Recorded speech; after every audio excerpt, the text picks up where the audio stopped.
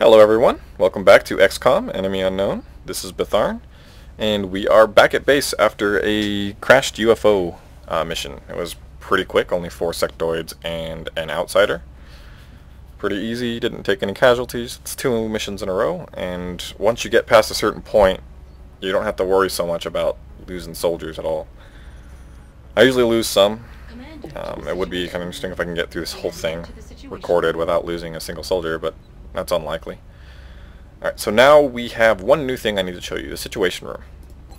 This situation room is where you manage your panic. This guy needs to shut up. This is your panic right here. Now what panic does is anytime there is some kind of alien activity, their panic's going to go up.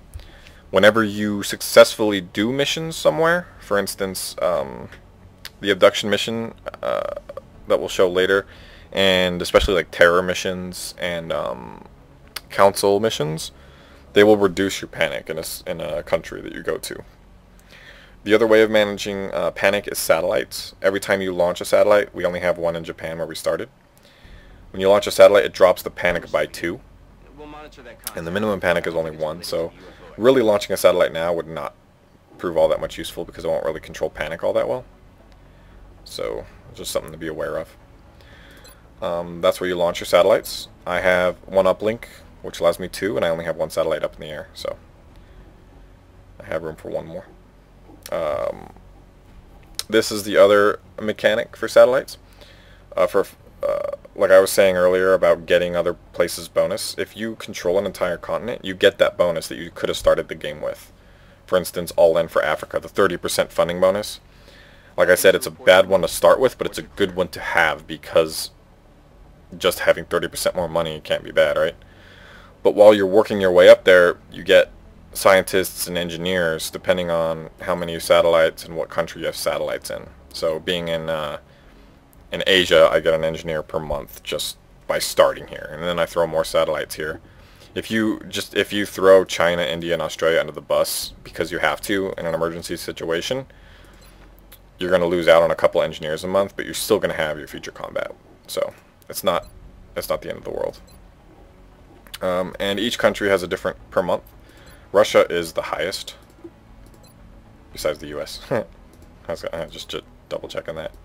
U.S. is the highest. Russia is this is pretty much the second highest. There's a lot of other ones that are like 100, like Canada, Nigeria is 100, stuff like that. Like as you can see, Brazil and South America kind of sucks because of the total starting money is just garbage. And there's finance screen. This will show you your actual finances. And the net monthly income is 90 because of the craft maintenance.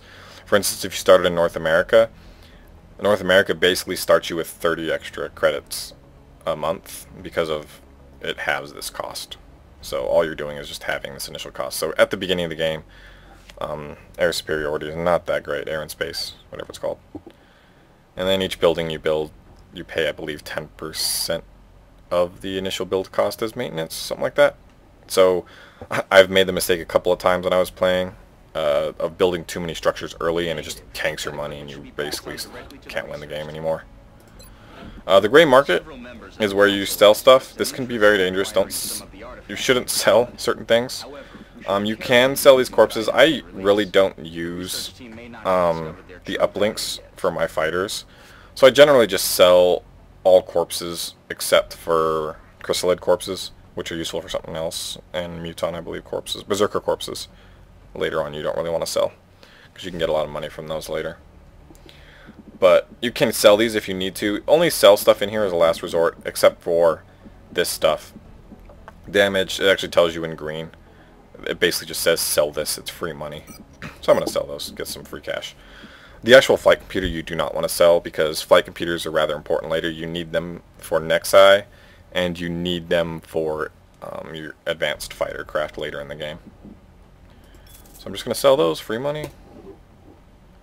Pending requests, this is another mechanic later in the game, which is one of the ways you can make money off berserker corpses. Basically, funding nation countries will ask you for stuff, and if you send them stuff, or if you launch satellites when they ask for a satellite, they will give you a reward. Generally, it's always economically sound to do said thing, so they want you to build 3 laser rifles and sell it to them, and they'll give you 350 credits, and it only costs you like 50 credits to make them. So the only thing you're losing out on is alloys, a secondary resource, for instance, later on. So those are always something you want to try to do if you can do it. And that's just the situation room. So basically we've done everything. One thing I need to do is start satellites, at least one, so I can launch it by the end of the month. The fact that I didn't get an abduction mission kind of hurts me a little bit, because I had intended... I like to wait on my satellite, which is why I did not build it in the first base video, because when you get abduction missions, you get three choices, and your first 3 choices always give you the option of 4 engineers, 4 scientists, or $200. So waiting and getting the engineers is good, because it'll actually drop the price of the stuff you can build. So this requires 5 engineers, and I have 5. Well, once you get past the required engineer number, the actual cost of said object goes down.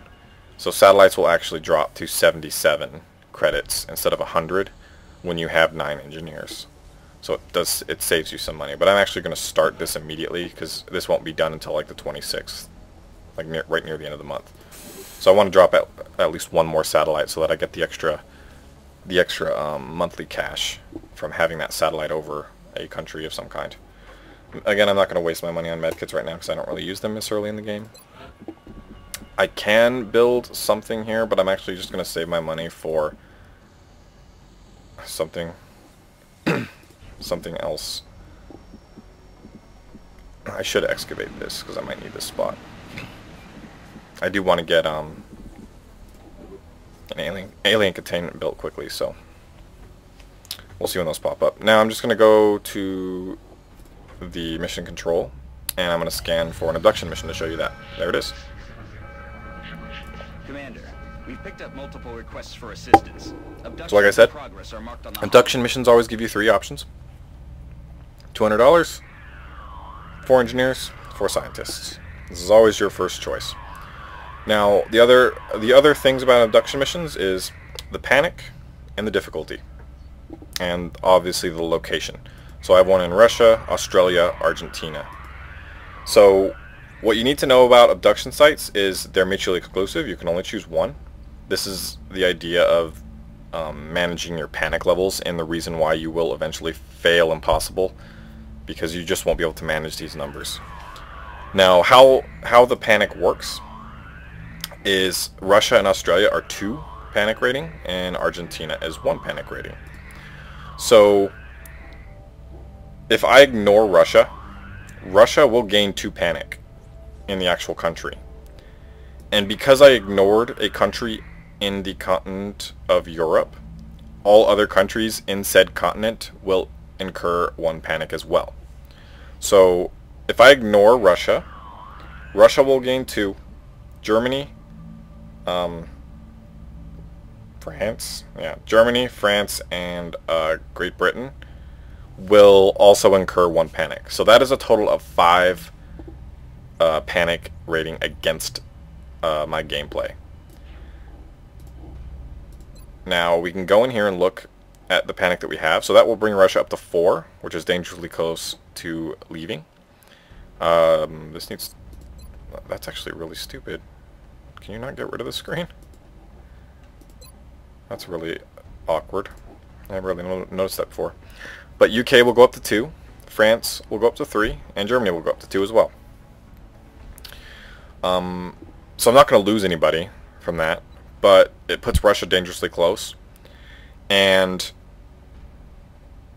another point is that even if it got it to 5, if I know I'm going to have an extra satellite at the end of the month, I can just drop it right before the month ends and drop it down to 3.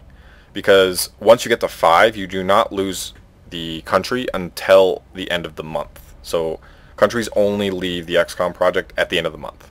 So as long as you can plan to have enough satellites to drop the panic from 5 before the month ends, you're good.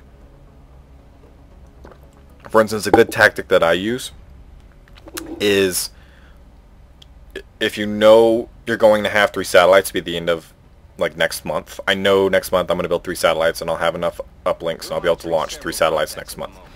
Next month I can ignore everything in Africa.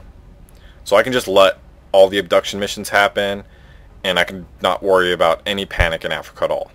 Because I know at the end of the month I'm going to drop 3 satellites in Africa near the end, and it doesn't matter if they're all at 5, they'll all be down at 3 or less. So you can just, it just gives you a gimme on your choices for the abduction missions, because the choice of abduction mission locations is a huge gameplay mechanic in the early game. So I have these 3 choices. I am not choosing this one because, first of all, it's 1 panic. All it does is 1 panic here and 1 panic in Brazil. Ooh, it's not scary at all. Plus the reward of scientists, and that's a no-brainer to ignore early in the game to me. I hate scientists. They're useless. They don't do anything useful. You can get research done a couple of days faster. It's nowhere near as important as some of the other aspects of the game, like engineers, for instance.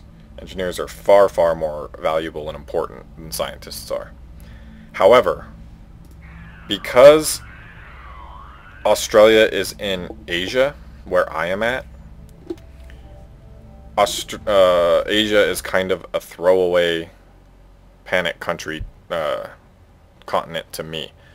So I'm not so worried about it that I could just let it go. However, there's a lot of tactical choices. So I'm actually not... I say that, but because of that, you're not really going to be wanting to launch satellites there. So it might be better to keep the panic low and launch satellites in Russia. Russia's a good place to launch satellite because it's 150. So I think I'm going to ignore Russia and go to Australia. The main reason I would want to do that is because of this right here. The 4 engineers. If the engineers were actually in Russia, I might just go to Russia. But I think I'm going to go to Australia just to kind of keep Asia under my control. Whereas I can drop my 1 extra satellite on Russia this month, if nothing else, and I can get that 150 extra income, so which is a good choice. So that'll be almost as much as that 200. But another thing that's important about these engineers is because of the rate at which you accrue engineers is kind of low in the early game. For instance, because of satellite coverage, I only get 1 more engineer at the end of the month, which will bring me up to 6. I need 10 engineers to build another workshop to give me more engineers. So you need this 4 reward engineer abduction mission at some point in order to jumpstart you, unless you want to wait a whole bunch of months and get up satellites slowly and only specific places to get more engineers at the end of months. Just to get those engineers up, because you need engineers to build stuff. Engineers, whereas scientists suck, on the opposite end of the spectrum, engineers are super, super important. So I'm going to Australia. All that said. So, like I said, I'm going to have to babysit this clown shoe right here. I like to make my snipers black. Give her some light armor. And I got some helmets around here somewhere. The girls are so tiny, they look really stupid in helmets. So I kind of don't like to give them helmets.